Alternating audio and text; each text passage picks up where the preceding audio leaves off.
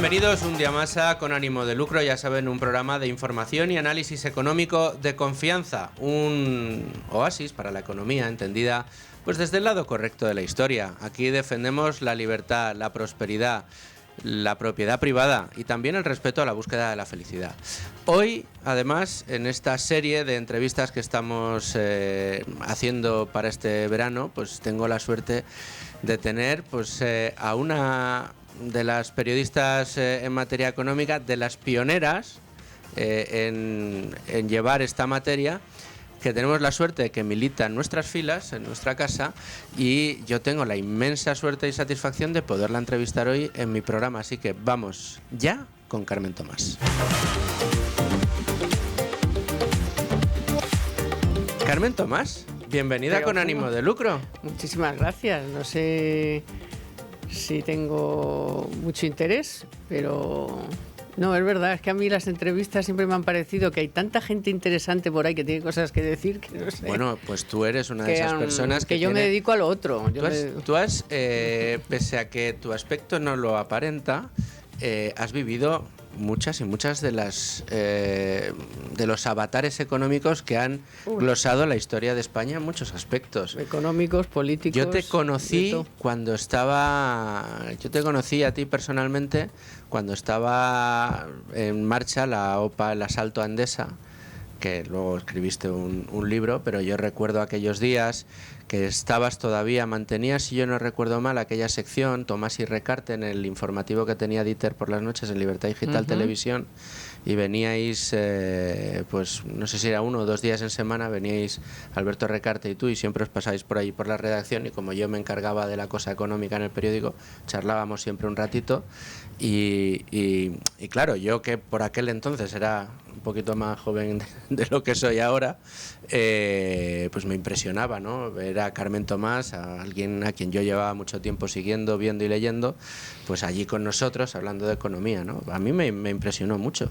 Por eso digo, y escribiste un libro de la OPA Endesa para mí ya es casi o sea, es hace mucho. Hace mucho, ¿eh?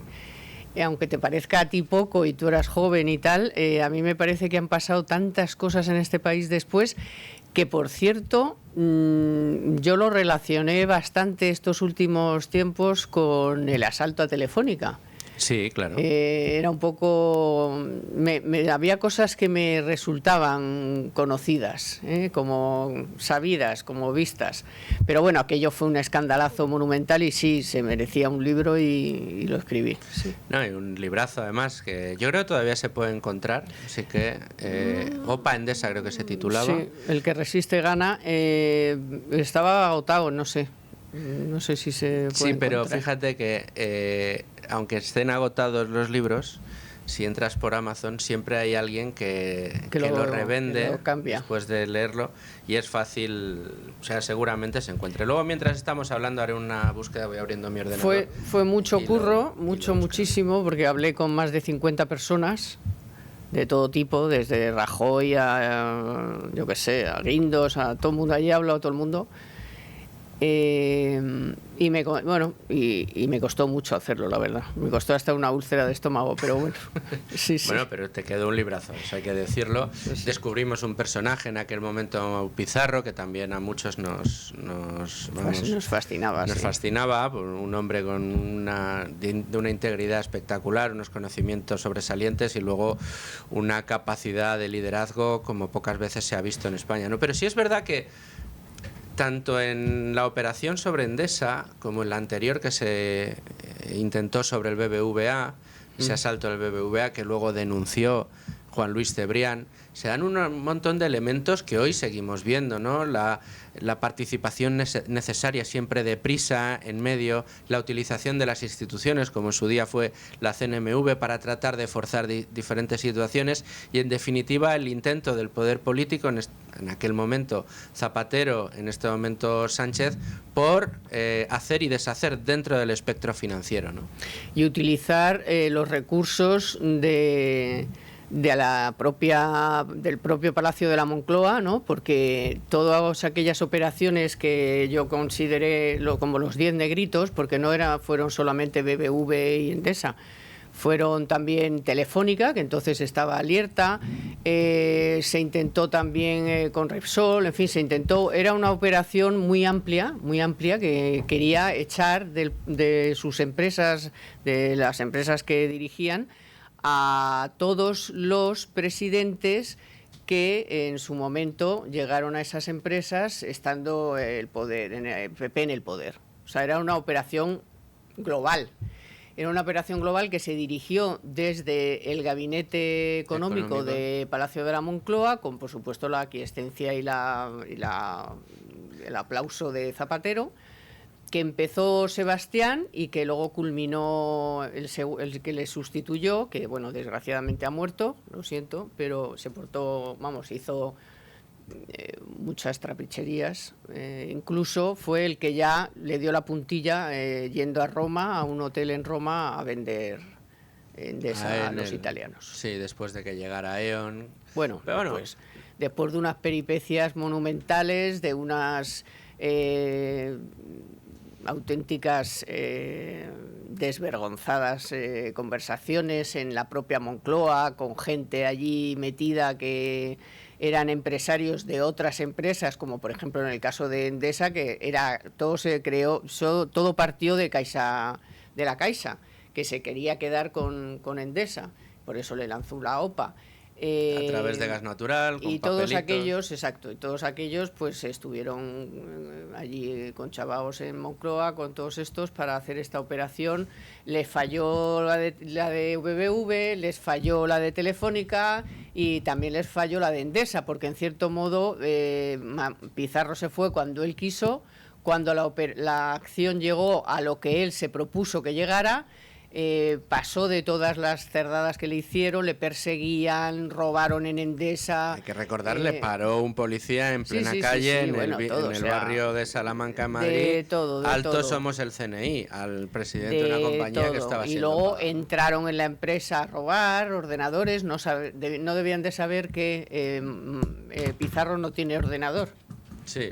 Pizarro no tiene ordenador ni en la mesa, ni su teléfono entonces tenía internet. Bueno, era un teléfono base, ¿sabes? Sí. Y no tenía nada. Era un teléfono poco rastreable. Cuando llegaron, por eso le tenían que parar por la calle. Cuando llegaron al despacho de Manuel, debieron decir, pero este tío, o sea, no tiene papeles, ni tiene nada allí, ni ordenador, ni papeles, ni nada. Lo tiene todo en la cabeza. Luego Pizarro tuvo su momento político, ¿no? Y en aquel famoso debate que ganó en el fondo y que perdió en lo mediático, aunque luego se demostró que todo lo que había advertido era cierto frente al pirata Solbes, que iba además con el parche. Incluso Solbes lo reconoció en un libro que escribió después. Es cierto, mira, 10 años después o así, escribió un libro en el que, en fin, sí, confieso que mentí todo lo que pude y que dije cosas que no eran ciertas, no solo en el debate, sino a los españoles mientras fue vicepresidente. Es verdad que recordando todos estos capítulos que tú seguiste tan de cerca y además pudiendo hablar con muchos de los protagonistas, es cierto que las cosas que estamos viendo hoy tampoco distan mucho de aquellas, más que en esta ocasión parece que con mayor capacidad de éxito por parte de Moncloa, pues como dices tú, esa entrada dentro de Telefónica, la operación que se hizo en Indra hace 2 veranos, con la participación de nuevo necesaria de Prisa a través de Ugurlian y del fondo Amber Capital y el capital de la SEPI. Es verdad que la querencia por el poder, por captar o cooptar esas grandes tótems del IBEX 35 se repite socialista tras socialista en el poder. Sí, yo creo que lo de entonces esa operación de los 10 negritos se puede decir que es el embrión de todo lo que está pasando ahora, más amplio, porque ahora han ampliado más el espectro, ya no solo son las empresas del IBEX, sino lugares pues como el CIS, que está totalmente pues a las necesidades de cada momento, no sé, la obscenidad de la CNMV, aunque en su momento también se quiso utilizar También es verdad que ahí hubo un hombre que intentó, en fin, que la cosa no fuera tan obscena. Otros organismos como el INE, como, ¿sabes? O sea, a Manuel Conte, ¿no? Sí, Manuel Conte, que bueno, tuvo ahí...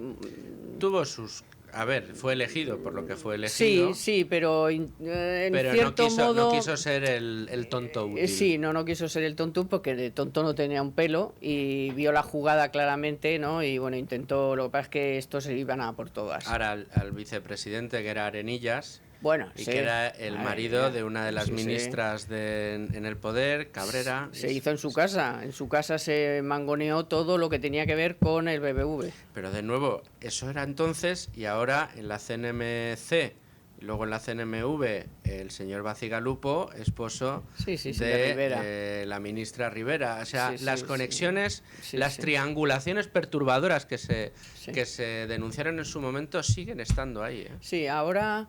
Yo sí creo que hay también un factor que entonces no estaba, que era el lucrativo. O sea, antes era el poder, y yo creo que ahora hay que anexionarle, digamos, el lado lucrativo. O sea, yo creo que aquí detrás también hay vamos a forrarnos, nosotros y nuestros amigos, ¿no? Y hay esa parte más... Lo otro era el poder, y aquí es no solo estar en las empresas y tener poder y dejar ahí a nuestra gente, sino si podemos hacernos nuestra carterita de ahorros para el futuro. Sí, me parece, presuntamente. Sí, bueno, evidentemente no tenemos pruebas, pero sí es verdad que pinta un poco eso. A la luz del pasado da la sensación de que ahora hay un incentivo todavía mayor que ha hecho que... Desde Moncloa se decida la destitución del presidente de una de las principales compañías del país, como es Telefónica, ¿no? Y luego, pues que desde varios ministerios pues se han estado haciendo operaciones de contrataciones, de meter ahí a gente, ¿no? No hace tanto el Partido Popular ha pedido ya una comisión para investigar cuántos empleados públicos había cuando llegó Sánchez, cuántos hay ahora, y en cada empresa de esos que han aumentado el personal, cuántos son familiares sobrinas o sobrinas o amiguitas o sobrinos o amiguitos o lo que sea. Es tremendo. Entonces, oye, Carmen, estamos analizando un poco algunos de los escándalos económicos de los que has sido testigo tú misma, pero a mí me gustaría que nos remontáramos un poquito más para allá. Esto más que una entrevista es una charla. Tú sabes que ahora se lleva mucho esto del podcast, y este programa tiene pues una vocación no solo de programa de radio, sino también de podcast. Y por eso salimos en YouTube y por eso va a plataformas de podcast. Y nos gusta mucho este formato porque nos permite hablar largo y tendido con personajes como tú, compañera en este caso periodista, y que yo te presentaba al principio como una de las pioneras dentro de la información económica en el terreno de las mujeres. Y es que cuando tú empezaste a hacer información económica era un terreno casi exclusivo de varones. Había muy pocas chicas que salieran de la carrera, que fueran periodistas y dijeran, nosotros economía. Y ahí estaba Carmen. Bueno, casi no, o sea, cero. No, ni siquiera cuando salíamos de la carrera. O sea, yo cuando acabé la carrera, que me había estado haciendo prácticas en el YA, que ya ni existe, y bueno, ahí estuve varios años pues haciendo sustituciones, haciendo no sé qué, haciendo no sé cuántos, unos cuantitos años. O sea, hasta los 24 que por una carambola que te voy a contar, pues acabé en economía. O sea, en economía había 2 personas, 2 hombres, por supuesto, en el YA, por ejemplo, pero en el país también, en el país no existía. En el ABC, en la televisión española, en tal, te voy a contar. Yo llegué porque había 2 personas, una de ellas, 2 hombres. Uno de los hombres se lo llevó un ministro de jefe de prensa, y entonces se quedó otro que era Jesús Mota, y nadie quería hacer economía. Y entonces, de repente dije, pues yo sí. Y entonces con Jesús Mota y yo montamos ahí la sección. Éramos 2 personas en economía. Esto te estoy hablando... ¿Esto era en qué medio ya? En el YA. Ah, en el YA. Sí. en el Ya. Éramos 2 personas y Carmen Parra, que hacía laboral. Y luego estaba una persona que hacía bolsa. Correcto. Y ya está. Y esa era la sección. Esa era la sección de economía laboral, bolsa, 4 personas. De las 4 personas, ya te digo, en ese momento éramos 2, pero Carmen Parra hacía laboral y yo en economía. Y luego te encontrabas, ya en esos días, estaba Cristina Buigas en Pueblo, Carmen Nieto en Televisión Española, María José Alegre en Colpisa, en una agencia, y en esos primeros años, pare usted de contar. O sea, éramos 4 personas, 5 como mucho, a lo mejor se me olvida alguna, perdón, 5 personas que hacíamos economía. Entonces, en muchos sitios no nos tomaban en serio. O sea, nos tomaban en serio, nos tomaban como, había que todos los días había que revelarse. Ahora te contaré una anécdota muy buena que contó un amigo de Televisión Española en un libro. Entonces, bueno, claro, rompíamos moldes. O sea, por ejemplo, había un sitio que se puso, que estaba muy de moda en Madrid, entonces te estoy hablando de principios de los 70 o así, seguramente, ese 70 y... a ver, 25... sí, por los primeros años de los primeros 70. Los primeros 70, que se llamaba Club Financiero Génova, que está sí, para los que conocen Madrid, en la calle, en el Colón. Estaría de moda en aquellos momentos y ahora. O sea, sí, pero entonces era de supermoda, entonces iban ahí todos seguía estando en el ático. Sí. Hacían muchas reuniones con periodistas de todo tipo y tal. Entonces, cuando empezamos a llegar las chicas, claro, ahí solo entraban hombres. Entonces, pues era un club de caballeros. Era un club de caballeros. Entonces, claro, si citaban ahí a periodistas o lo que fuera, pues aparecíamos las que toca, una o 2 o las que fueran. Y creamos un auténtico cisma y tuvieron que abrir el club a las mujeres. Que el Club Financiero Génova se ha abierto a las mujeres gracias a nosotras, por supuesto. Gracias a nosotras. Mira, no lo sabía. Sabemos ahí el origen. Sí, porque, claro, nosotras íbamos a trabajar, no íbamos a otra cosa. A tomar el vermú. A tomar el vermú. Y esa fue una. Luego otra muy buena que tengo, que me hace mucha ilusión porque demuestra mucho cómo soy, ¿no? Y lo que soy capaz de montar si algo no me gusta. Y es que tuvimos teníamos muchas, ¿no? Pero una de las grandes comidas que teníamos con Ferrer Salat, que entonces era presidente de la COE, pues no sé, igual nos juntábamos 30 o 40 periodistas. Me acuerdo que era una mesa así cuadrada, la estoy pintando, pero ustedes imagínensela, una mesa cuadrada donde había pues un montón de sitios, tal. Aquí estaba en una de las centros de uno de los de las laterales Ferrer Salat y todo el mundo por aquí. Entonces, pues yo llegué y me senté, pues yo qué sé, en una de las en uno de los laterales, pues lo más lejos posible de la mesa de presidencial, porque ya me conocía yo el percal. Y entonces, de repente, estoy sentada y tal, y recibo una nota, me trae una nota no sé si era alguien de prensa de COE, y la nota decía que me fuera al lado del presidente. Entonces yo le di la vuelta a la nota y le puse: no he venido a adornar la mesa, sino a trabajar. Y se la devolviste al de prensa y ya no te volvieron a mandar notas. Sí, no, notas no. No, notas pero no, seguías estando notas convocada, no, pero ya tenían claro que yo adornar la mesa no me prestaba. Bueno, fíjate. Era un poco para que veas cómo estaba entonces la historia, sí. Siéntate aquí, las chicas siempre, siéntate aquí al lado del presidente. Entonces yo siempre huía como de la pólvora. Sí. Y bueno, pues así fue un poco los inicios duros, porque claro, pues... Pero es curioso que... hacer fuentes y todo eso, pues era complicado siendo chica, porque había confusiones. Pero siendo una de las disciplinas para mí más bonitas dentro del periodismo, es verdad que a priori casi ninguno pensamos en economía. Y es verdad que estudiando la carrera ya me gustaba, pero yo arranqué con temas de política, igual de carambola empecé a dedicarme al tema de la economía y las finanzas, que yo mis primeras crónicas de bolsa, yo recuerdo que fueron en esta casa.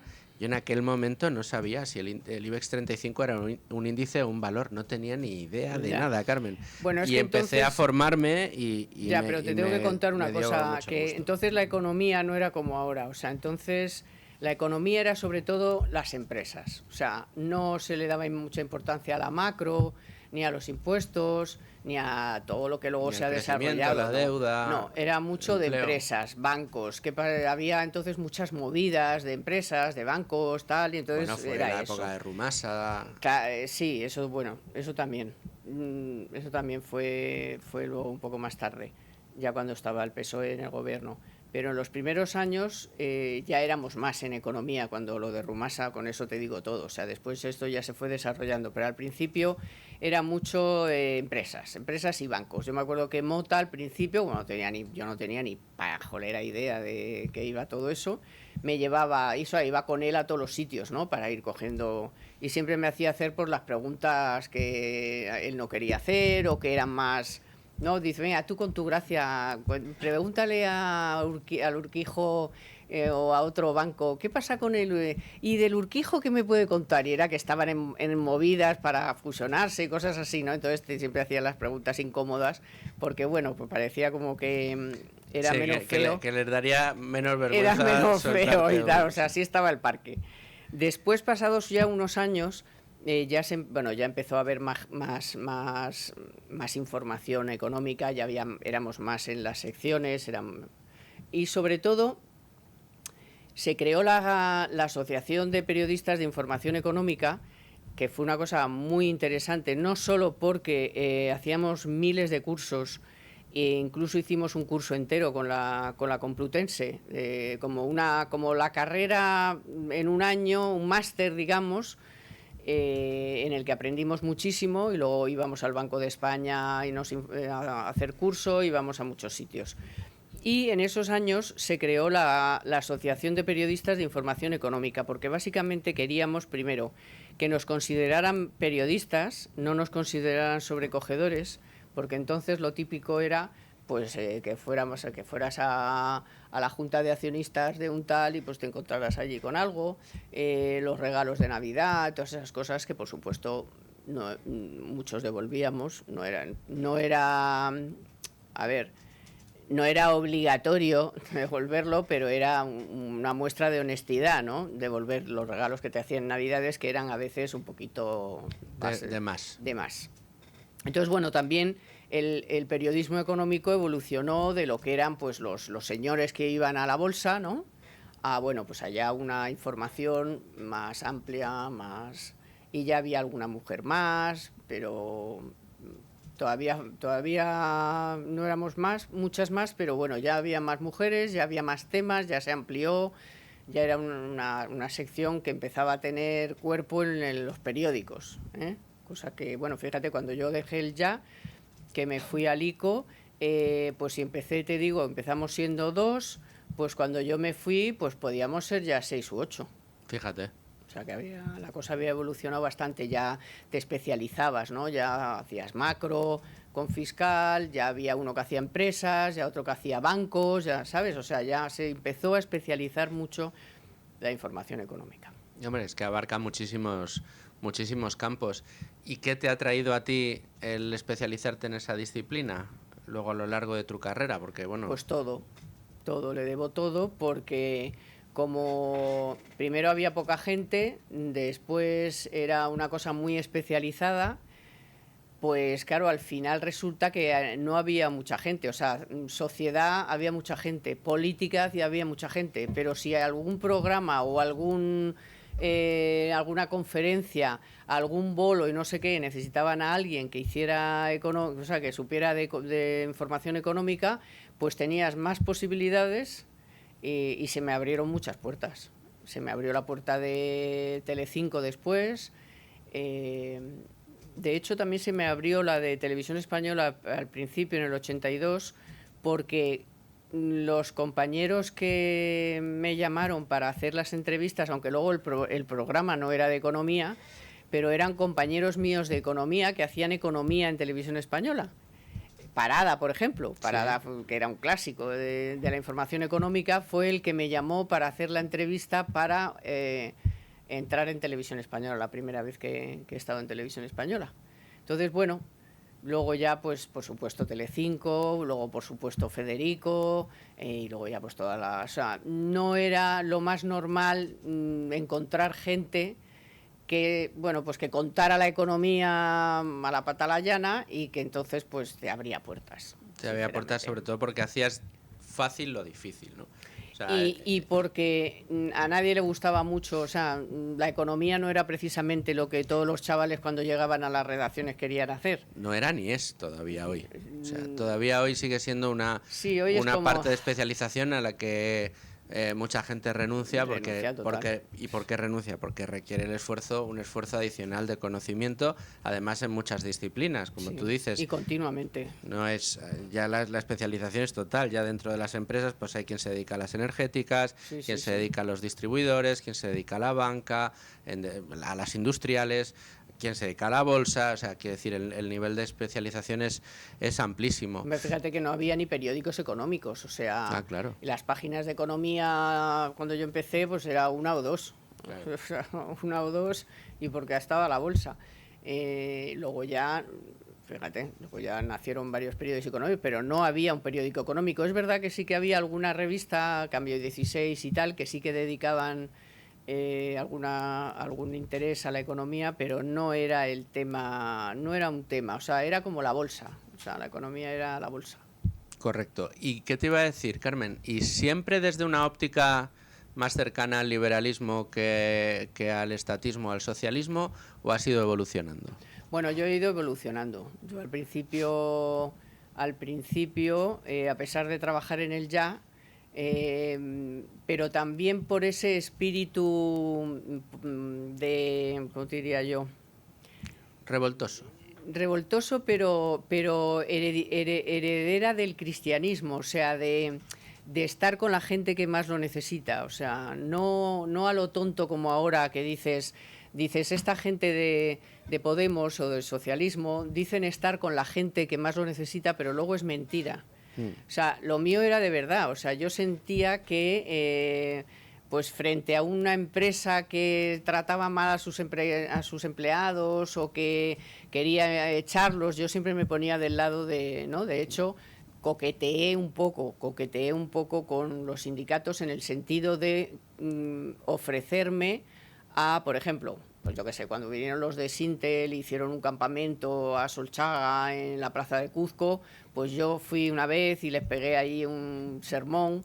O sea, yo me gustaba estar con la gente que yo creía que lo estaba pasando mal. Luego me di cuenta de que eso, a través de la política o de los sindicatos, no era cierto. O sea, al final no era eso lo que ellos querían. Lo que yo quería no era lo mismo, chocaba en ese sentido. Sí. Así que entonces me di cuenta que desde otro punto de vista también se podía ayudar a la gente que lo necesitaba, pero desde coordenadas correctas. O sea, ¿sabes?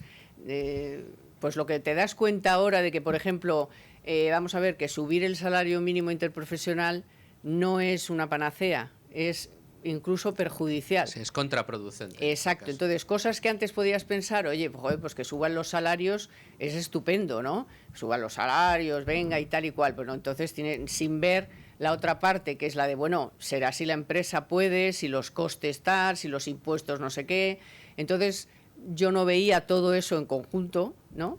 Pero bueno, no me duró mucho, porque en cuanto llegaron los socialistas al poder, al segundo año ya te dabas cuenta de que todo lo que te vendían era falso, de que el socialismo no era el camino, que una cosa era el socialismo y otra cosa es una cosa es el socialismo y otra cosa es realmente sentir que la gente que lo necesita necesita del apoyo de distintas maneras, ¿no? Pero no precisamente de las formas en que los planteaba el socialismo, ¿no? Entonces, bueno, sí que en ese sentido evolucioné, aunque no desde el socialismo, pero sí coqueteé con una cierta forma de ver la sociedad, pero que tiene mucho que ver con mi educación cristiana, que luego he evolucionado también en eso, pero una educación cristiana en el sentido de ayudar a los demás, sí, de ser siempre una persona, de intentar siempre he sido una persona honesta, coherente, ¿no? A pesar de haber abandonado algunas de esas líneas porque me parecían que no eran lo que yo quería, ni lo que yo pensaba, ni solucionaban los problemas, sí que he intentado siempre ser coherente y ser honesta y por eso huí de todo eso. Y por eso has mantenido tu prestigio profesional a lo largo de los años sin tacha, y así tienes la legión de seguidores que tienes. Pero, Carmen, vamos a dar un pasito más, porque evolucionas intelectualmente y das con el grupo Libertad Digital, das en este caso con Federico Jiménez Los Santos. ¿Cómo fue esa relación con Federico cuando descubres tú a Fede? Pues la verdad es que Fede me descubre a mí, porque yo no le conocía a Federico de nada. Yo entonces estaba en el 24 horas de Televisión Española y estoy ahí en mi turno y tal, y recibo una llamada. Recibo una llamada de teléfono. A mí siempre me llaman por teléfono, porque Luis Mariñas me contactó exactamente igual para Telecinco. Estaba yo ahí en la redacción de Diario 16. Suena el teléfono soy Luis Mariñas, yo, ¿eh? Pues lo mismo hice con Federico, digo, ¿qué? O sea, como, wow. Sí, soy Carmen Tomás y tal. Y bueno, es que verás, estoy montando, bueno, encantado y tal, estoy montando Libertad Digital. Yo sé que es una aventura, que tal y que cual, pero como tú estás ahora además en el 24 horas haciendo la bolsa, pues nos encantaría que nos hicieras todos los días un poco una sección de confidencial, cotilleos, una mezcla de, ¿no? de cosas, picadillos, pero de... Sí, de cosas que pasan, pero que no se cuentan como una noticia porque son chascarrillos, sí. No sé qué tal y cual. Y así empezó mi relación con Federico. Luego me llamó para la COPE. Sí. Estuve con él en la COPE por la noche. En la linterna de la economía. No, pero antes también estuve en la política. Yo creo que todavía no había montado la linterna de la economía. Después montó la linterna de la economía, pero también estuve con él por la mañana. Sí, de hecho, bueno, pero su llegada a la mañana fue posterior. Sí, por eso fue posterior. Tras la muerte de Antonio Herrero, sí. Tuvo un año de transición Luis Herrero hasta que se marcha al Parlamento Europeo, y es entonces cuando Federico aterriza en la mañana. Sí, bueno, en la mañana me acuerdo muy bien porque en 2007 estábamos por la mañana, porque fue cuando murió mi madre, y estaba yo entrando en la COPE a Federico, y un lunes, y había dejado a mi madre en el hospital, seguramente sabiendo que era la última vez que la veía, y efectivamente entrando a la COPE me llamó mi hermano y me dijo que mi madre había fallecido. Entonces eso fue 2007, entonces esto fue mucho antes, o sea, mucho antes fue la noche, la linterna, donde, como he contado también en Libertad Digital, pues ahí me encontré, o sea, que que creía yo que sabía mucho hasta que te juntas con Velarde, con Barea, con Recarte, con toda esta gente. Entonces, bueno, aquello fue para mí el profesor Ragat, yo creo que también sí, estaba en aquellas... Ragat, por supuesto, están los cuatro citados perfectamente en un artículo de Libertad Digital. Y bueno, aprendí mucho, porque te das cuenta de que... Yo como oyente de aquella tertulia aprendía un montón. Bueno, yo aprendí muchísimo y siempre le agradecí eso muchísimo a Federico, y bueno, después después hicimos la tele, sí. Tomás y Recarte, también Economía para Todos empezó, y luego ya todos los años de la radio de Economía para Todos, así que mi matrimonio con Federico pues dura 25 años. Pues tú, fíjate. Más que con ninguna pareja que he tenido, ni con nadie de los que he estado, porque nunca he estado tantos años vinculada a una casa como lo has a un estado... grupo. Sí, yo he sido muy... Bueno, siempre he ido progresando a base de llamadas, Yo me fui al ICO porque me llamó Miguel Muñiz, estuve 2 años con él, que cuando montamos la banca pública, o sea, en torno al ICO montamos todo el grupo de banca pública con el banco hipotecario, el banco de crédito local, el banco de crédito industrial, montamos allí todo ese tinglao. Estando allí me llamaron para que naciera la Economía 16, de la Economía 16 me fui a Diario 16, de Diario 16 me fui... de ahí me fui a Telecinco, sí. De Telecinco volví a Televisión Española, a hacer el 24 horas, pero luego a hacer 3 años el telediario de última hora. Sí. Bueno, o sea, siempre ha sido un poco así, o sea, Carmen, tal. Me acuerdo, por ejemplo, que estando con Federico en la radio, en la COPE todavía, Espera, ¿dónde estaba yo? No, yo estaba... Bueno, sí estaba con Federico, pero la llamada la recibí estando en la redacción de Televisión Española. Sí. En la redacción de Televisión Española, ya sé por qué he metido a Federico, porque me llama Curri Valenzuela, a la que tampoco conozco de nada más que de periodista. Ay, Curri, tal, sí, pues no nos conocemos y tal. Mira, es que estoy montando Alto y Claro en Telemadrid. Fíjate. Y yo quiero que venga conmigo una tía que habla igual del badminton que de los tipos de interés. Y era porque ese verano, que era verano, sí, había Olimpiadas. Sí. Y entonces en Federico... Tú dijiste que te encantaba el Pues badminton. una de las veces hablamos del badminton, ¿no? Y yo me acuerdo de pequeña de haber jugado con mis hermanos, entonces no se llevaba, ya no se llevaba, ahora se vuelve a llevar, pero entonces no se llevaba y yo recordaba con mis hermanos el badminton, la pelota, las plumas, tal. Y entonces la tía me llama y me dice eso, me dice, es que te acabo de oír hablar del badminton y de los tipos de interés, toda la misma tertulia. Es lo que busco. Es lo que busco. Y así fue. Sí, así ha sido un poco toda mi vida. O sea, yo me he movido siempre porque alguien me ha llamado, me ha movido y me ha interesado. Yo tengo que decirte que la mayoría de la gente que me ha dicho en alguna ocasión, pues no sé, en alguna escuela de negocios o cuando conociendo a alguien me dicen, no, sí, te he escuchado mucho, y siempre me dicen, te he escuchado en el programa de Carmen Tomás. Y esta frase viene acompañada de qué bien explica esa mujer la economía. Es la única persona que explica la economía y se la entiende perfectamente. Y no es por hacerte, vamos, por darte el piropo, pero sí es cierto que absolutamente todo el mundo te reconoce eso. Y yo creo que eso es... Y no es fácil, porque no le resulta fácil a mucha gente. Somos muchos los que te acompañamos en el programa. Tienes la delicadeza de invitarnos y yo personalmente te lo agradezco mucho. Aprendo mucho de ir a tus programas, pero es verdad que ahí pues, hablamos y de repente nos enredamos en las cifras, en cómo funciona este sistema o aquel. Pero luego tú lo resumes en 3 palabras infinitamente mejor de lo que lo hemos intentado los demás. Y esa es una virtud que no todo el mundo tiene. ¿Te viene de natural? ¿Siempre te ha gustado? ¿O es que eres tú? Soy yo. Es que yo siempre he sido muy clara. En todo en mi vida soy muy clara. O sea, yo... no hay medias tintas con Carmen Tomás. Muy raro. O sea, yo o lo veo o no lo veo. O lo veo o no lo veo.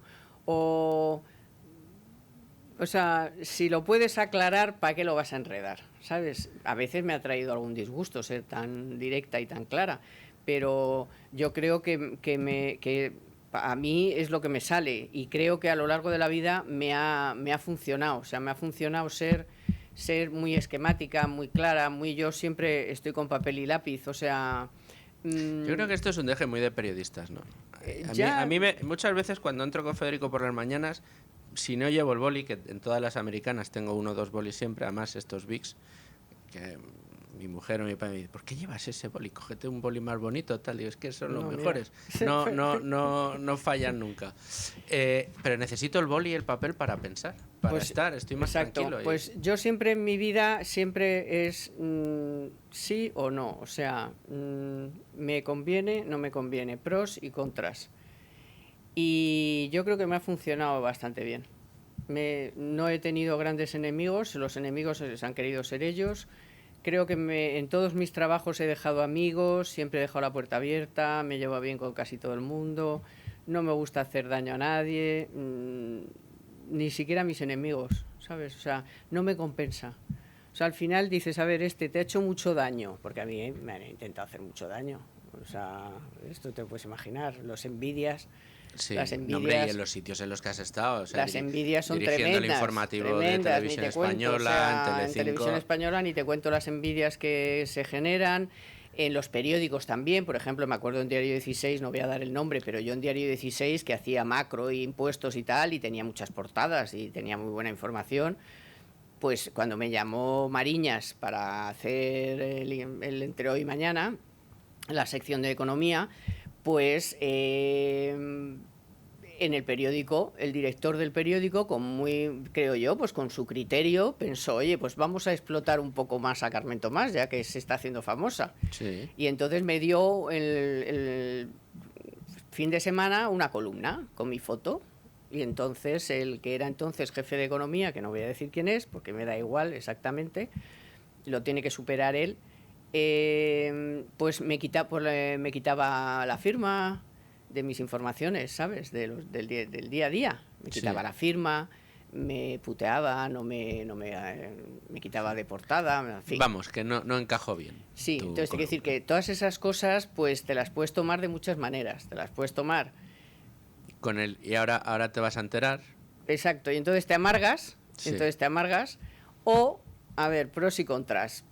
A mí, ¿me van a quitar mi columna y me van a quitar? No. Cuando me hayan quitado la firma, oye, me han quitado la firma, le van a llamar a él sin más, o sea, oye, ¿y mi firma dónde está? Porque yo dejé anoche esto. Y vaya que lo arreglen. O sea que, bueno, creo que me ha funcionado. Y ser clara, esa misma claridad y esa misma transparencia, pues creo que la he conseguido al transmitir la información. Y bueno, pues por eso creo que la tele no se me ha dado mal y la radio no se me ha dado mal. No, ni el periódico tampoco.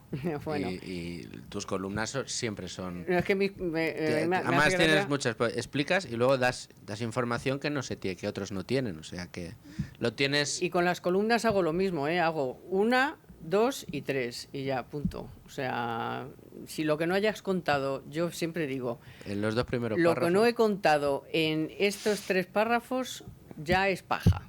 Entonces a mí la paja no me sale. Fíjate que me encargaron aquí un artículo de Libertad Digital, me dijeron 800 palabras. Pues oye, yo lo escribí y me salieron 670. Y le digo, ¿esto es lo que hay? No me pidas que rellene. Yo no voy a rellenar 800. O sea, yo me pongo, lo escribo y lo miro y dice 670 o 680. Es que tienes que llegar a 800. Digo, no, o sea, a mí misma, no. Y al que me lo mandó le dije, esto es lo que hay. Me han salido 680 porque me tenían que salir. Si me hubieran salido 800, pues serían 800. ¿De qué compañeros o maestros o intelectuales que hayas leído has sentido tu mayor influencia? ¿Con quién has aprendido más? ¿De quién tienes mejor recuerdo? Pues en el mundo de la televisión, de Luis Mariñas, por supuesto, que me enseñó todo. Primero creyó en mí, luego tuvo mucha paciencia y tuvo bastantes problemas con mis columnas, con mis intervenciones, porque bueno, al final escribíamos una pequeña columna, porque claro, si no en la tele, pues ya sabes lo que pasa, que si tienen que hablar varios y se pone uno a hablar, pues vas por el punto 14 y todavía no has terminado. Entonces, bueno, nos preparábamos, aunque luego podrías meter alguna morcilla, nos preparábamos nuestro texto y tal, y con esos textos míos tuvo bastantes veces que parar a mucha gente. Porque entonces, bueno, pues éramos muy libres, a Lázaro solo le importaba lo que le importaba, la tele espectáculo, y nosotros estábamos ahí haciendo lo que nos daba la gana, o sea, cada uno opinaba lo que quería, los problemas los paraba Mariñas en plan gallego, como era, ¿no? Y bueno, era una persona entrañable que me enseñó muchísimo. En el mundo de la televisión. En el mundo del periodismo económico le tengo que dar también ha fallecido, a Jesús Mota, más o menos hace poco. Jesús Mota me enseñó muchísimo también, ya te digo que me llevaba a todos los sitios, me daba las claves, me hacía hacer las preguntas, pero también por qué tenía que preguntar eso, o sea, me daba el contexto, aprendí mucho. Luego ya en la siguiente etapa tengo que, por supuesto, a Federico, que me dio la oportunidad de la radio, que entonces, hasta entonces yo había hecho algo, pero nada, muy poco con Olmos, ¿cómo es? Luis del Olmo. Con Luis del Olmo, estuve poco, menos mal, porque no me fue bien, punto.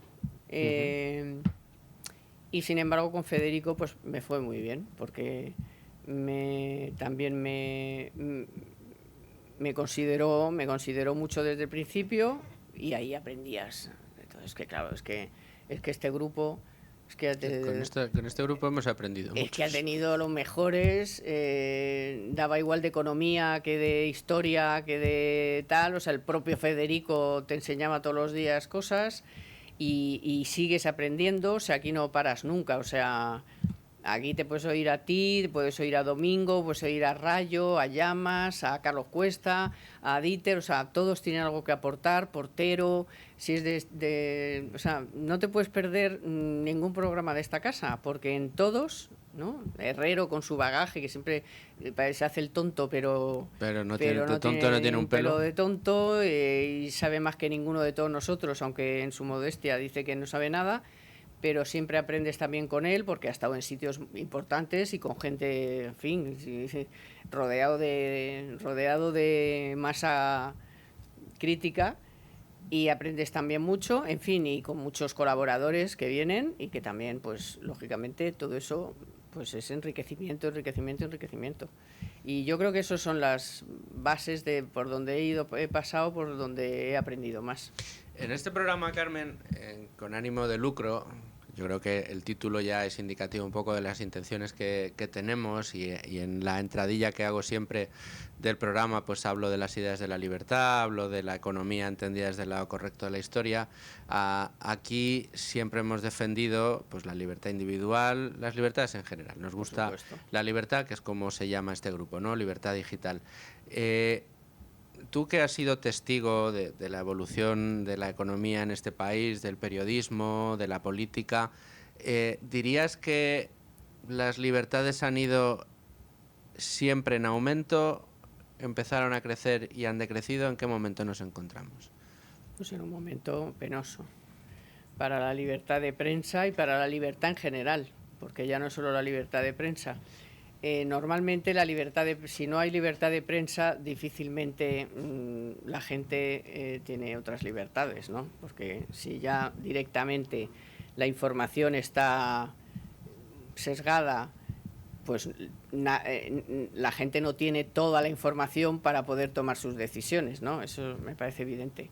Y estamos, yo creo, en el peor momento que hemos vivido, o que he vivido yo por lo menos, porque yo he trabajado en sitios tan dispares como el Ya, como Diario 16, como Telecinco, como La 1, como La 13, o sea, he estado en 1000 sitios, y en ninguno he vivido, he sentido que la falta de libertad está ahí. O sea, que puede... Sí, que tienes la amenaza de la falta de libertad a la vuelta de la esquina. Que está ahí, que la amenaza está ahí. Cuando yo casi nunca he pensado en eso. O sea, yo siempre he trabajado... Vamos, mira, cuando yo estaba en Televisión Española haciendo el telediario de Última Hora, que era el jefe de informativos Urdaci, en todas las entrevistas que me hacían, decía, no te lo vas a creer, pero a mí Urdaci jamás, en los 3 años, jamás me llamó para darme ninguna instrucción. Jamás. Nunca. En 3 años haciendo un telediario de Televisión Española. No el 24 horas, no la 2, no, en la 1. Jamás. Tú fíjate, ¿eh? Y con lo que se ha dicho de Urdaci también, ¿eh? Pues yo te digo mi experiencia con Urdaci, que fue otra persona que confió plenamente en mí y dijo, no, es más, tuvo muchos problemas porque cuando yo estaba haciendo el 24 horas y luego me ofreció hacer el telediario el último telediario, después no quiso que abandonara la Bolsa, y yo hacía un comentario de la Bolsa en su telediario en el prime time. Fíjate. Que no vea los problemas que le trajo. En fin, con gente con nombres y apellidos, pero le daba igual a él también. O sea, él era... Entonces te quiero decir que hasta ese punto, ¿no? Hasta ese punto sentías que... No, que ahora el director de los informativos o un superior en Televisión Española, no de orden ninguna, al encargado de hacer el telediario de por la noche o el telediario de mediodía o el 24 horas, se antoja complicado, ¿eh? Bueno, hubo otra época en que no digo que se haga, pero que las sensaciones de que se hace, totalmente. Sí. Esa sensación la estaba siempre cuando estaba el socialismo en el gobierno. Porque cuando estaba Felipe González, tenías aquí a uno, cuando hacías las piezas, tenías aquí a uno que estaba escogiendo los planos. O sea, a Felipe González no se le podía sacar de determinada manera, no se podía hacer, o sea, para que luego digan que con el PP todo era, pero es que no era el PP, o sea, era gente con cabeza y gente que estaba en un medio de comunicación que creía que debía dejar libertad para expresarse y libertad para hacer el trabajo. Después ya si hacías algo más, pues algo mal, pues ya te llamarían. Pero que esto de estar llamando, yo nunca he tenido, ya te digo, ninguna llamada, ni he tenido a ningún comisario político que me estuviera vigilando a ver qué estaba haciendo. Y ahí se han vivido hemos vivido los peores momentos de Televisión Española, porque ahí hemos vivido, yo he tenido que hacer un telediario con gente tocándome la corneta y con la seguridad para entrar al estudio. Fíjate. O sea, hasta ese nivel. Y ahora no estamos tampoco en el mejor momento con un gobierno en el que directamente ha puesto en el punto de mira a los periodistas que él no considera que son periodistas, claro. Por supuesto. Incluso en ese medio, lo hemos visto no tan lejano, cuando todo lo de Begoña Gómez y Europa estaba en el informe de la UCO y todo aquello, como mientras se le dedicaban 2 horas al novio de Ayuso y sus problemas jurídicos, el caso Begoña no existía. Entonces, eso pues te da la medida de lo que se está haciendo, de cómo están los temas, y luego pues que nuestros compañeros no puedan preguntar, sus compañeros ya de aquí, de radio, no puedan preguntar en las ruedas de prensa, se les excluya de los viajes con el presidente, en fin, todo eso sinceramente antes no pasaba. O sea, tú podías ser del Ya, o podías ser del Diario 16, o podías ser del País, o podías ser de lo que fueras, pero tú los periodistas iban a hacer su trabajo, no iban de boca de su amo. No iban a hacer lo que les mandaban. De no sé qué amo, ¿sabes? No había amos. Carmen, vamos a hacer una pequeñísima pausa, vamos a escuchar el boleto informativo de la 1 y volvemos, que tengo 2 asuntos más que plantearte antes de que despidamos el programa. Vale. Bueno, continuamos con ánimo de lucro después de escuchar las noticias en este verano de entrevistas, conversaciones podcasteras, como digo yo, que al final gustan mucho, Carmen.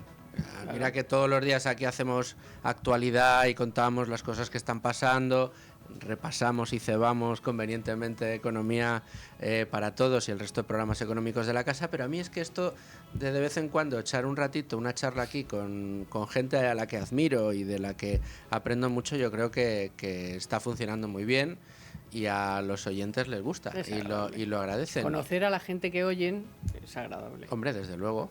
Pero ahora tengo un reto, no sé si va a ser fácil o difícil para ti.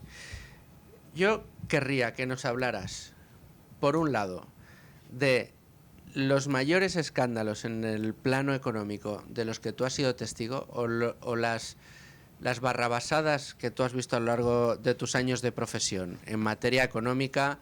Pues no sé si querrás hablarme de Rumasa o de Filesa, o si aquella OPA de Endesa para ti fue lo más bestia que has visto, o si estamos hoy viendo los mayores escándalos que que entre tiempos pretéritos otros periodistas soñaron con conseguir y que no fueron presidentes de gobierno soñaron con conseguir y que hasta Sánchez no se han conseguido.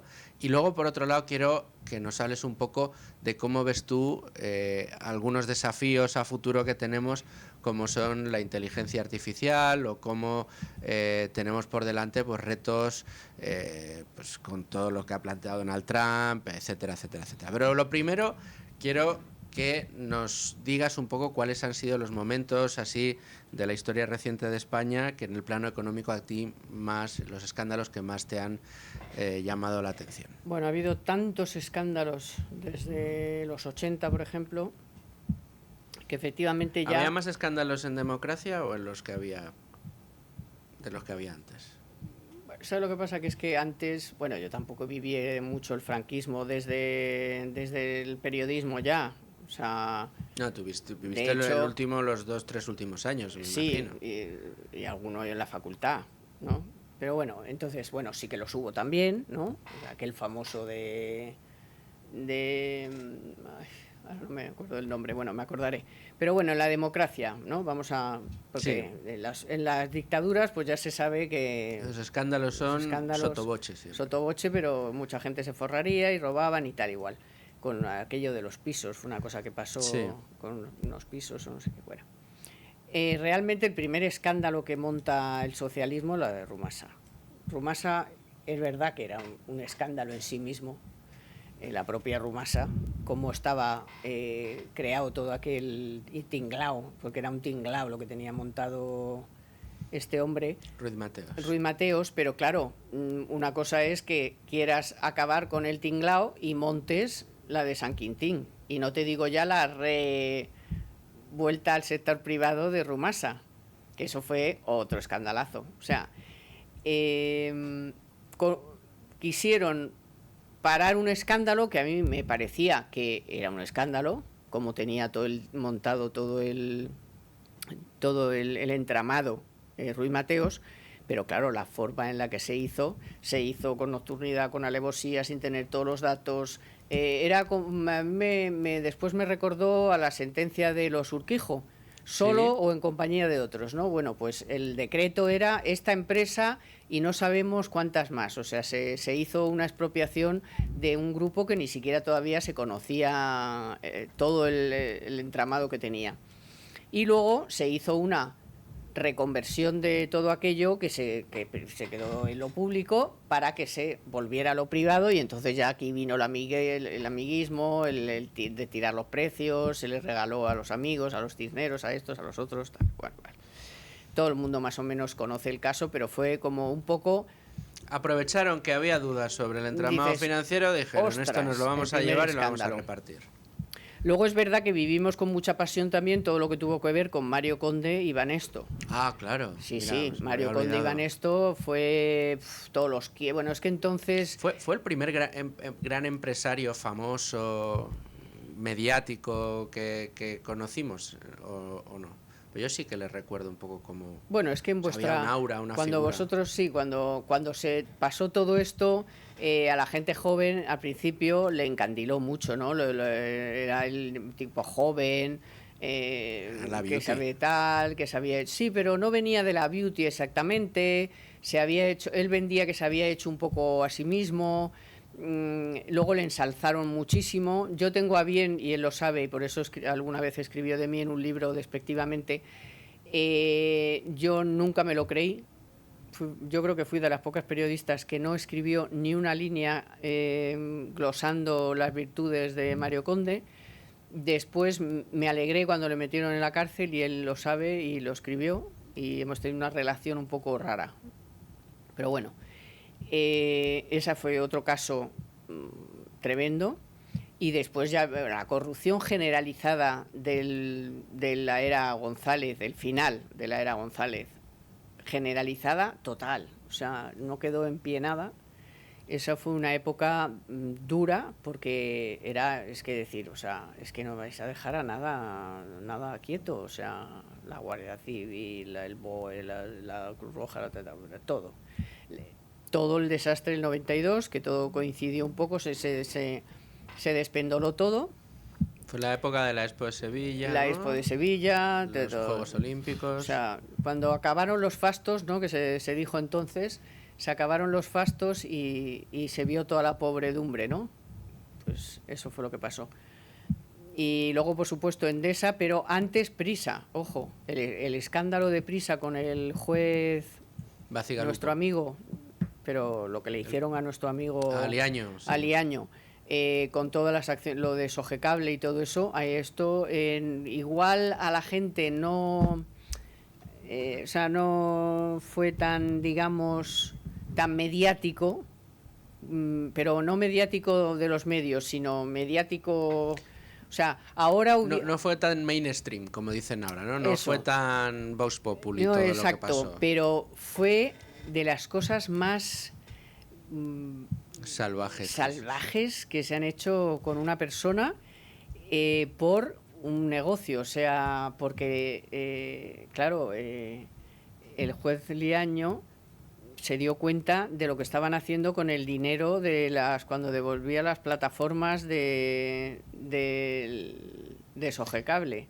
El dinero que Sogecable ingresaba y no devolvía. No sé, bueno, todo un tinglao, pero sobre todo el comportamiento que tuvieron, o sea, fueron capaces de todo por acabar con un juez, que también lo hicieron con el de Filesa, que al final el pobre acabó también muriendo, yo creo que de los colapsos que se llevaba, que no me acuerdo ahora cómo se llamaba, estoy con los nombres mal, es que lo tengo en la punta de la lengua, el juez del caso Filesa.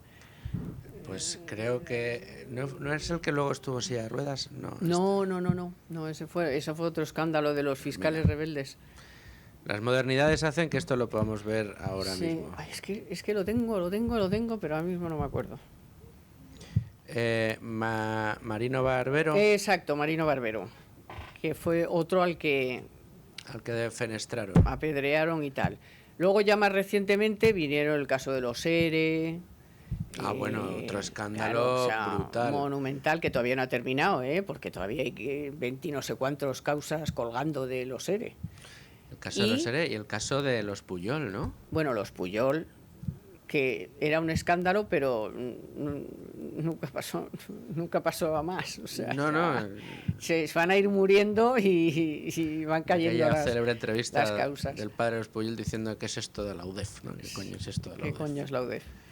Pero sí, eso fueron muchos años de robo sistemático, ¿no? Lo reconocemos, la señora y los libros que lleva los librillos que llevaba ella a Andorra. Ah, sí. Claro, o sea, eso era los hijos, todo. Y el caso de los ERE, que en cuantía ha sido el más... en cuantía el más grave que hemos tenido, el más bestial, porque además era no solo robar, sino... robar de la caja de los parados y de los pensionistas. Y luego pues la prostitución, la cocaína, la vaca, pasar la vaca. O sea, es un caso que tiene todos los ingredientes de mafiosos, que recuerda un poco a lo que estamos viendo, ¿no? Con Ábalos y compañía y las colocaciones, o sea, un poco chusco, ¿no? Sí, eso, como muy chungo, muy vasto. O sea, una corrupción que no es que tenga corrupción es corrupción, pero puede tener tintes de España negra o, en fin, un poco de guante blanco, que era un poco lo de los VIPs del momento, ¿no? De la beauty, que era de guante blanco. Sí. Estos son chuscos. No, se hacían las cosas para que parecieran otras, ¿no? Bueno, después tuvimos el caso Roldán, que se desgaja de toda la corrupción que he dicho después de los fastos, que eso también fue muy chusco. Y fue, bueno, las portadas y lo del biministro Belloc, yendo allí a buscar al Capitán Can, o sea, aquello todo que yo lo viví en Telecinco y lo vivimos con... Yo de entonces estaba estudiando, no tenía... Pues unos 10 años tendría yo. Mira, y yo recuerdo de verlo en televisión. Fue una de las cosas que a mí más me enganchó para luego querer ser periodista. La película del Capitán Can y todo aquello, el biministro con su flequillo. Sí. Fue todo muy... Mira, me acuerdo de esa rueda de prensa, Carmen, que estaba tan encantado de haberse conocido el señor Belloc. Es que lo recuerdo como si fuera ayer, viendo esa rueda de prensa. Además, claro, se paró el tiempo, porque cuando descubrieron a Roldán, después de todo que se había ido, de todos los informativos, o sea, no se hablaba de otra cosa, y el biministro, como tú dices, comparece por la tarde y está dando la rueda de prensa y cada vez que se hacía así en el flequillo, se oía todas las cámaras y lo dice. Sí, y bueno, ya veo que cada vez que me atuso el flequillo, me hacen ustedes las fotos a ver, y hacía otra vez así la gente. A mí me alucinaba eso, ahora estamos hartos de ver este tipo de... Y no olvidar en todo ese tinglao a Paesa que está muerto, que luego no está muerto. Que se supone que se había quedado el dinero. Sí, que se había quedado el dinero, que hicieron una película en la que, por cierto, se oye mi voz en un momento determinado de un telediario en el que contaba algo. De Paesa, madre mía, que sabía hasta la esquela y todo. Si es que han pasado cosas de verdad. La historia de España. La historia de estos últimos. Felipe González yendo a la puerta de la cárcel a abrazar a Vera y a Barrio Nuevo. Sí, o sea. Después del escándalo de los GAL. Hemos visto cosas, los GAL. Es que hemos visto los GAL. O sea, hemos visto unos tíos que eran dos puteros de marca mayor y adictos al juego, que se gastaban el dinero de los fondos reservados, que cogían a cualquiera como si fuera un etarra y bueno, o sea... Y los torturaban, Segundo Marey, el caso de Segundo Marey. O sea, de verdad. Esta Españita lo que nos ha dado, La democracia ha sido muy importante la llegada de la democracia, como lo hemos hecho y tal, pero nos queda muchísimo para ser una sociedad... porque es que encontramos muy pocos momentos en los que realmente este país haya podido ser un país digno, honesto, muy poquito. Quizá al final de la primera legislatura de Aznar y el arranque de la segunda fue donde tuvimos aquel que se llamaba, ¿no?, incluso fuera de nuestras fronteras, el círculo virtuoso que había iniciado España, muy apoyado por unas políticas de los bancos centrales con tipos muy bajos. Fue la época en la que pasamos de pagar 18 y 17% de hipoteca a 4 y 3 y 5, ¿no? Sí, pero yo digo, o sea, que fuera una época, tampoco era toda redonda, o sea, unos años redondos en los que, porque al final Aznar la tuvo que acabar fastidiando también, o sea... Sí, no, la fastidió al final. Y luego nos hemos enterado pues que por esos tiempos pues había alguno ya haciendo chapuzas también, ¿no? O sea, yo he hecho eso de menos en todos estos 40 o casi ya 50 años en los que siempre hemos estado salpicados por escándalos de corrupción, por asuntos corruptos y no solo corruptos, sino de gente con poca visión de llevar a España a otro nivel, incluso económico, o sea, que España dejara de ser... ¿Tienes la sensación de que antes se aprovechaba que estabas en el cargo, o que estabas en el poder para tratar de hacer algo, ¿no?, de llevar a España un punto más, de ganar pues más espacios de prosperidad para los españoles, de dejar tu huella dentro de lo que es la evolución de la historia de España? Mi sensación es que hemos pasado de gente que llegaba al poder para hacer eso y que alguno, aprovechando que estaba ahí, pues hacía otras cosas que no debía, a que cada vez el nivel ha bajado tanto que lo que tenemos son gente que ansía llegar al poder para aprovecharse de que está en el poder, independientemente de lo que pase con el país. Y que de hecho planifica, si llegamos, nos forramos. Exacto. Que es lo que creo yo que ha pasado en los últimos años. Y el nivel de los personajes que ocupan la esfera política... Bueno, eso sí te tengo que decir, que bueno, lo que yo he oído en el Congreso en mis primeros 10 años o así, de que yo iba bastante al Congreso, porque entonces... los presupuestos se presentaban en su momento y se debatían. Sí, y se debatían y los periodistas íbamos a la comisión de presupuestos, escuchábamos a todos los representantes de todas las empresas públicas, de todos los ministerios, qué iban a hacer con el dinero, qué planes tenían. Después estábamos los 3 meses que duraba el debate en el Congreso, estábamos en los plenos, por supuesto, estábamos... yo me tiraba allí 3 meses o 4 meses, luego por supuesto íbamos a todas las comparecencias de gente de la economía. El nivel que había en el Congreso de los Diputados y en el Senado, digo, en el Parlamento español, o sea, de chapó. Luego podían hacer algunas cosas que no estaban bien o dejaban de estar, pero tenían una preparación, o sea, es que allí había... Espectacular. Eran espectaculares, o sea, eran se decían burradas, pero se decían burradas argumento, con contextos. Acuérdate, pues el Doberman o el Taur del Mississippi, el no sé qué, eran cosas que se decían, pero se decían, joder, con un lenguaje, con una clase. Ahora mismo entras en el Congreso y no sabes si estás en el Congreso o estás en un no sé, me callo. Me callo porque yo creo que todo en un recibidor de algún parador de Teruel. Que todo el mundo lo entiende. O sea, hemos bajado mucho de nivel, muchísimo, pero bastantes. Es que aquí hemos visto cosas como las Kelly Finder, las soluciones habitacionales. La primera vez que una ministra dijo miembros y miembros de y ahora fíjate dónde estamos. O sea, parecía, yo ahí sí que lo tengo ese recuerdo, Carmen, como aquellas Leire Pajín, Viviana Ido, Pepiño Blanco, Trujillo, decían, no hombre, peor que esto ya no puede venir nada. Pues sí, pero años mucho luz. Peor. Sí. O sea, esas han quedado como Castelar. Bueno, lo que ha venido después, como Castelar. Es que lo que tenemos es, lo que dices tú, ha bajado el nivel y además es que se centra ya el debate en otras cosas. No se debate asuntos que puedan traer prosperidad a los españoles. Ya no hay, ni hay un debate sobre la esencia de las ideas o cómo funcionan. Salario mínimo interprofesional, el debate es que la gente quiere cobrar más. Exacto. Y no puede salir y trabajar de ahí. Menos. Y es eso, es reducción de horario, no, hombre, porque la gente tendrá derecho. Entonces, claro, pues sí, claro que tengo derecho a tener más. Son más debates huecos que además fomentan algunas televisiones, porque hay programas que fomentan que vaya gente a decir, hoy yo, fíjate, bueno, y además luego siempre les pillan.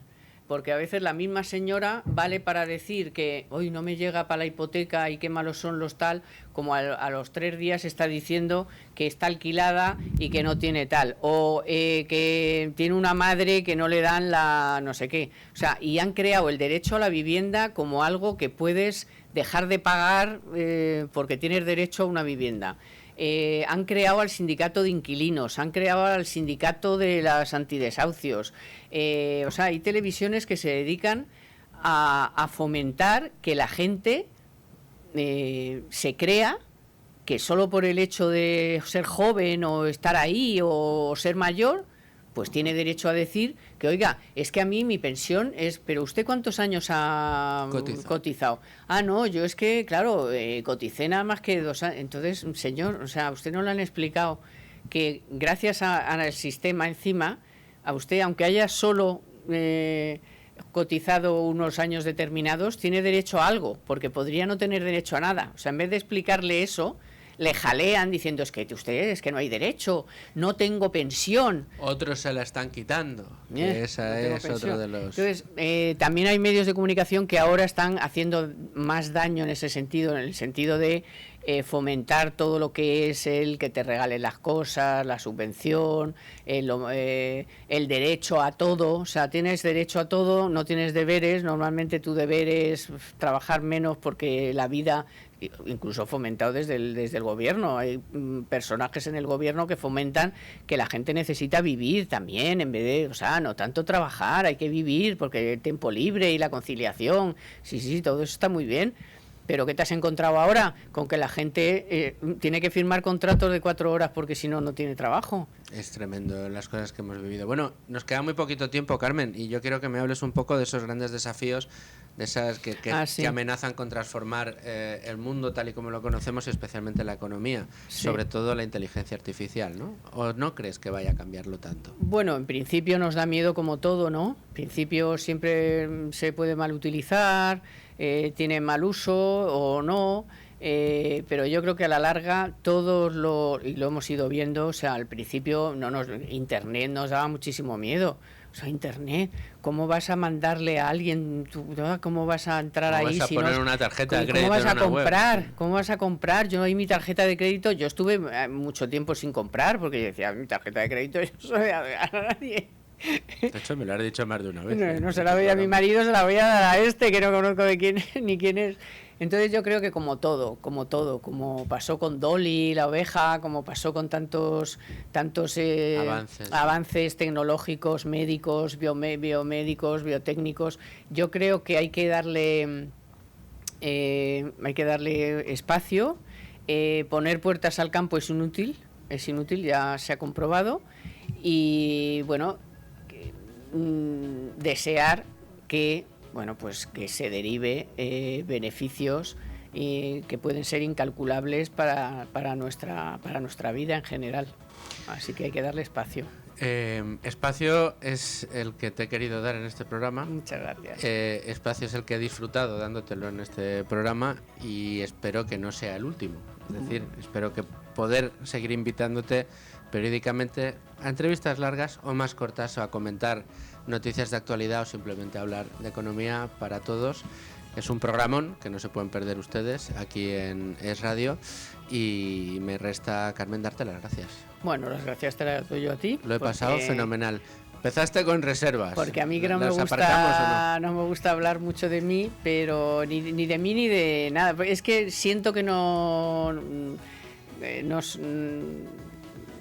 soy importante, o sea, no me merezco una entrevista, quiero decir ya. Y lo he dicho, siempre que me han hecho entrevistas he dicho lo mismo, o sea, yo creo que hay tanta gente que tiene tantas cosas importantes que contar que a veces no les dedicamos tiempo. Pero bueno, me lo he pasado bien. Creo que bueno, mis seguidores pues les gustará a veces conocer, ¿no? También que algún detalle más, que tienes otras cosas, que has vivido mucho, con lo cual solo la experiencia ya es un grado. Desde luego que sí. Y nada, muchas gracias a tu espacio, y yo también espero que sigas viniendo a Economía para Todos. Yo cada vez que me llamas, ya sabes, el primero. Muchas Carmen gracias. Tomás, muchas gracias. Muchas gracias a ustedes también por estar ahí. Ya ven, les traemos a los mejores y aquí seguiremos todos los días a partir de las 12, así que bueno, pues sean muy felices, amigos, y les esperamos a partir de las 12.